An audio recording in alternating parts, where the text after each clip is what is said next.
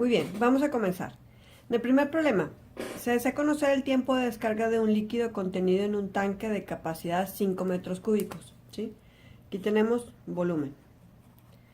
Cuando el caudal de alimentación abruptamente es cambiado del valor inicial de 12 a 0. Ese es el cambio en el flujo de entrada.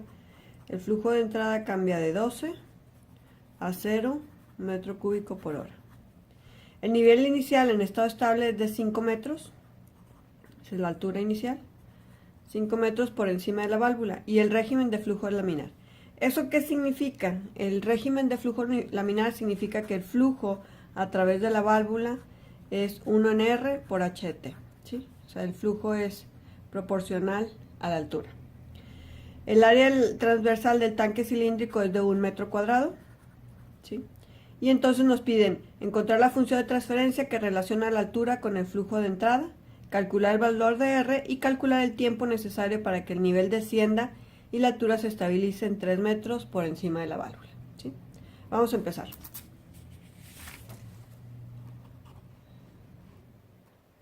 Balance de materia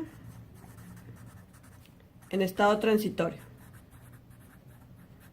En estado transitorio lo que evaluamos son los cambios de las variables con respecto al tiempo. Quiere decir que entra un flujo Q1, lo que entra menos lo que sale es igual al acumulado. ¿Sí? Entra Q1, sale Q. ¿Y qué se acumula? Se acumula volumen dentro del tanque. Como el área es constante, lo podemos definir como dH de T en dt. ¿Sí? Ahora, el balance de materia en estado estable. Es exactamente la misma ecuación que ya obtuvimos en el estado transitorio, pero no hay acumulado. ¿Sí? El acumulado es 0. Y para distinguir que se trata del estado estable le vamos a poner testada. Q1 testada menos Q testada es igual a 0. Y el siguiente paso es restar. Q1 de T menos Q1 testada menos Q de T menos Q testada es igual a A por dH de T en dt. ¿Sí? Antes de pasar al siguiente paso, que son las variables de desviación, podemos darnos cuenta que aquí tenemos una ecuación que relaciona mi salida, que es lo que ando buscando, la altura, en función del flujo de entrada, pero también en función del flujo de salida. Y yo no puedo tener una salida en función de otra salida.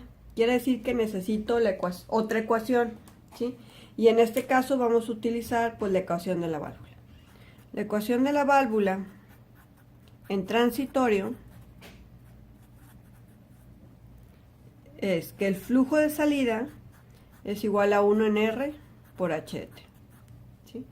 La ecuación de la válvula en estado estable es Q testada igual a 1 en R por H testada. ¿Sí? Y si restamos, nos va a quedar Q de T menos Q testada es igual a 1 en R por H de T menos H testada. ¿Sí? Muy bien. El siguiente paso ahora sí es definir las variables de desviación. ¿Sí? Las variables de desviación no es más que renombrar la resta. ¿Sí? ¿Por qué tenemos que restar el estado estable? Lo que pasa es que a la hora de encontrar la función de transferencia, que es el objetivo de la modelación, la función de transferencia considera que todas las variables tienen condiciones iniciales 0. ¿Sí? Si mi sistema no tiene condiciones iniciales 0, entonces por eso tengo que restarles el estado estable. ¿Sí? A esta nueva resta, esta resta que es aquí, yo le voy a llamar de una manera diferente. Y esa nueva variable, que voy a llamar variables de desviación, ya tienen condiciones iniciales 0. Entonces voy a llamar una Q elegante, Q1 de T igual a Q1 de T menos Q1 testado. Una Q elegante, Q de T es igual a Q de T menos Q testado. ¿Sí? Y también voy a renombrar esta resta de la altura. ¿Sí? Voy a tener una H elegante, que es H de T menos H testada. El siguiente paso es volver a escribir las ecuaciones que ya tenía anteriormente, pero en variables de desviación. Y además voy a sustituir. ¿Sí?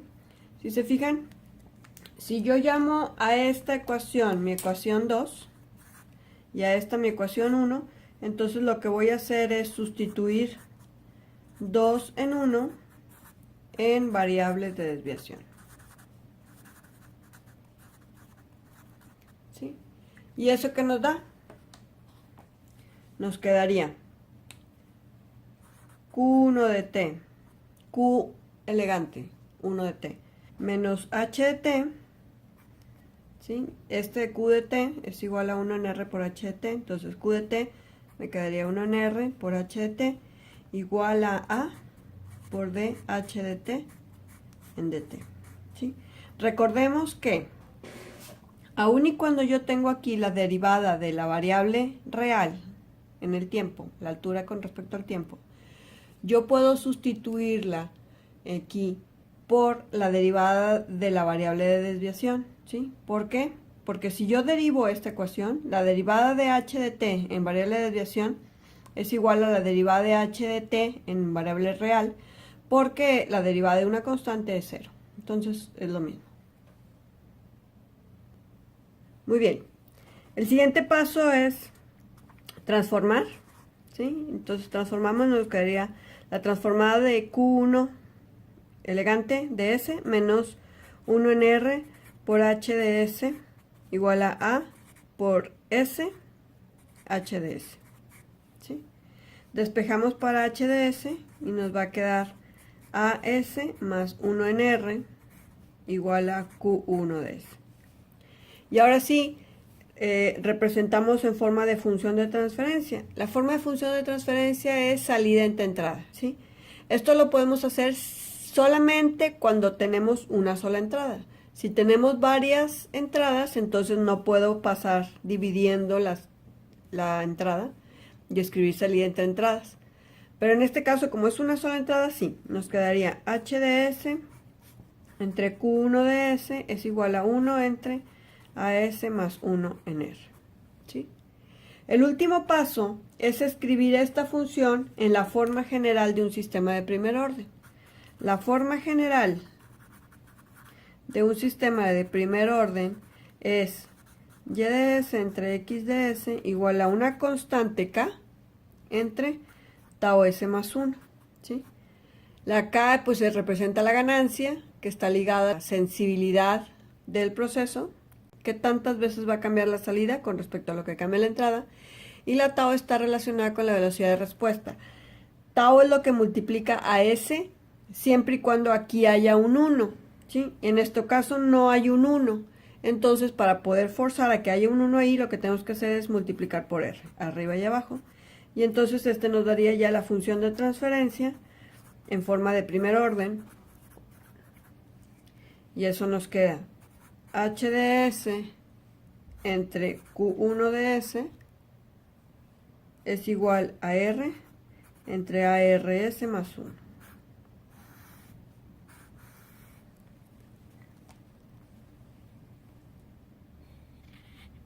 Ahí está. H de S entre Q1 de S, R entre ARS más 1. Y está escrito en la forma general de un primer orden. Esta es la respuesta del inciso A, ¿sí? Encontrar la función de transferencia que relacione la altura con el flujo de entrada, ¿sí? Para el inciso B nos piden calcular el valor de R, ¿ok? Para calcular el valor de R necesitamos utilizar las ecuaciones en estado estable, ¿sí? Calcular R. En estado estable, el balance de materia en estado estable, yo había encontrado que el flujo de entrada en estado estable menos el flujo de salida en estado estable es igual a 0, ¿sí? Esto quiere decir que el flujo de salida es igual al flujo de entrada en estado estable. Y además, la ecuación de la válvula en estado estable me dice que el flujo de salida en estado estable es igual a 1 en R por H testado, ¿sí? De acuerdo a los valores que nos da el problema, me está diciendo que el flujo de estado estable inicial es 12. El flujo de entrada de estado estable inicial es 12 metro cúbico por hora. Esto significa que el flujo de salida también es 12. Y además me dice que la altura en estado estable es de 5. metros. Por lo tanto, de aquí despejamos para R y me va a quedar que R es la altura, que son 5, entre los 12. ¿Sí? Esto me quedaría metros sobre metro cúbico por hora. Y esto pues me queda horas sobre metro cuadrado. Ya encontramos el valor de R. La siguiente pregunta es: calcula el tiempo necesario para que el nivel descienda y la altura se estabilice en 3 metros. ¿Sí? O sea, lo que ando buscando es el tiempo al cual la altura son 3 metros. Como nos están pidiendo tiempo, pues aquí lo que hay que hacer es encontrar la ecuación en el tiempo. Eso significa que tenemos que encontrar la transformada inversa de Laplace. ¿Sí? Vamos a partir de la ecuación que acabamos de encontrar, sustituyendo de una vez los valores. ¿Sí? H de S entre Q1 de S es R, que es 5/12, entre AR, S más 1. El área es de 1 metro, entonces me quedaría 5/12 de S más 1. ¿Sí?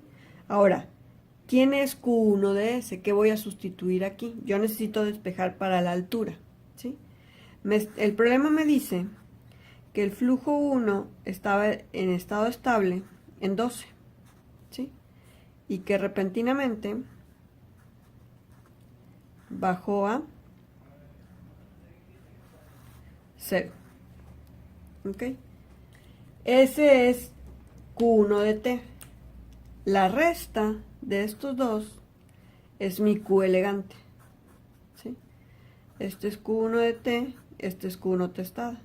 Entonces, 0 menos 12, pues me va a quedar que Q1 de T es igual a menos 12. Y si yo transformo esto, me va a quedar que Q1 de S es igual a menos 12 en S. Este Q1 de S es este mismo que está aquí. Entonces lo que voy a hacer es voy a pasar multiplicando este para acá y ya voy a encontrar H de S. ¿Sí? Me quedaría entonces que H de S es igual a 5/12 entre 5/12 de S más 1 por menos 12 en S. ¿Sí? Y ahora sí, voy a obtener la transformada inversa. Para obtener la transformada inversa, lo primero que tengo que asegurarme es que se cumplan los requisitos de la expansión en fracciones parciales. Y el primer requisito es que el coeficiente principal sea 1. Y aquí no es 1, entonces tenemos que dividir todo entre 5/12, arriba y abajo, ¿verdad? Entonces me va a quedar H de S es igual a 5/12 entre 5/12 es 1 por menos 12, entre 5/12 entre 5/12, 1, más 1 entre 5/12, pues es 12/5 por S. ¿Sí? Y esto lo vamos a hacer, lo vamos a expandir en fracciones parciales. Me va a quedar una constante A1 entre S más 12, más una constante 2 entre S. ¿Sí? Calculamos los valores. A1 sería lo que está dividiendo a 1, que es S más 12/5 por toda mi función, menos 12 entre S más 12/5 por S, evaluado en el valor del polo, y este polo vale menos 12/5. Este se cancela, este con este, y evalúo en menos 12/5. Me va a quedar menos 12 entre menos 12/5, esto es igual a 5. Ahora voy a calcular A2. A2 es lo que está dividiendo A2, que es un S, multiplicado por toda mi función, menos 12 entre S más 12/5 por S. Evaluado en el valor del polo, y el polo vale 0. Entonces se cancela esta S con esta S, sustituyo 0, me queda menos 12 entre 12/5. Y esto me va a quedar menos 5. ¿Sí? Ya tengo los coeficientes, quiere decir que ya puedo encontrar la transformada inversa. La expansión decía H de S es igual a A1, que es 5, entre S más 12/5, más A2, que es menos 5 entre S. ¿Sí? Y de aquí pues ya nada más aplicamos la transformada inversa. Y esto nos va a dar que h de t es, ¿de qué función proviene 5 entre s más 12 quintos? Es 5 por e a la menos 12 quintos de t. ¿Y de qué función proviene menos 5 en s? De menos 5. ¿Sí? Esto lo puedo reagrupar y ponerlo como menos 5 por 1 menos e a la menos 12 quintos de t. ¿Sí? Y de hecho esta es la forma general. ¿Sí? Siempre que yo tenga un proceso de primer orden, como el que teníamos aquí arriba, ¿verdad? Un proceso de primer orden, como este de aquí, ¿sí? Y a ese proceso de primer orden le aplico una entrada de escalón, que es este escalón que yo tengo acá, ¿sí? La respuesta siempre va a quedar en la forma como me quedó al final, ¿sí? Considerando que mi K es 5/12 y la tau es 5/12 y la magnitud del escalón es A, ¿sí? Entonces, la forma de la respuesta de un sistema de primer orden ante una entrada de escalón siempre tiene la forma K por A por 1 menos E a la menos, en el caso de que tenga tiempo muerto, T menos tiempo muerto entre tau. ¿Sí? Si se fijan, la K 5/12 por la magnitud del escalón, que es menos 12, 5/12 entre menos 12 me dan menos 5, por 1 menos C a la menos T en tau. Como no hay tiempo muerto, este tiempo muerto es 0, T en tau y la tau es 5/12, entonces me queda menos 12 quintos. ¿Sí? Siempre me va a dar esa forma. ¿Sí? Siempre y cuando tenga un sistema de primer orden y se le aplique una entrada tipo escalón. Muy bien, entonces nos queda la ecuación que el cambio en la altura es igual a menos 5 por 1 menos c a la menos 12 quintos de t. La pregunta es, calcula el tiempo necesario para que el nivel descienda y la altura se estabilice en 3 metros por encima de la válvula, ¿sí? Esos 3 metros es mi altura real, ¿ok? Es h de t. Y yo aquí tengo la variable de desviación, h elegante de t. ¿Ok? Entonces quiere decir que a la hora de despejar el tiempo de aquí, yo tengo que sustituir a la h elegante. La h elegante representa el cambio, ¿sí? Quiere decir que h de t sería el valor real, que son los 3 metros, menos el estado estable inicial. Y el estado estable inicial en la altura eran 5 metros. Quiere decir que h de t es igual a menos 2.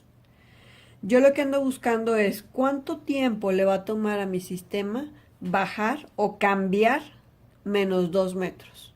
¿Ok? Si estaba en 5 y baja 2 metros, va a llegar a 3, que es lo que yo ando buscando. Entonces esto lo igualo a menos 2. Entonces igual a menos 5 por 1 menos c a la menos 12 quintos de t. Y entonces despejo, me va a quedar 1. Este 5 lo paso dividiendo y luego lo paso restando al 1. 1 menos 2 quintos. Calculo el logaritmo natural de ambos lados. Este se cancela y despejo para el tiempo.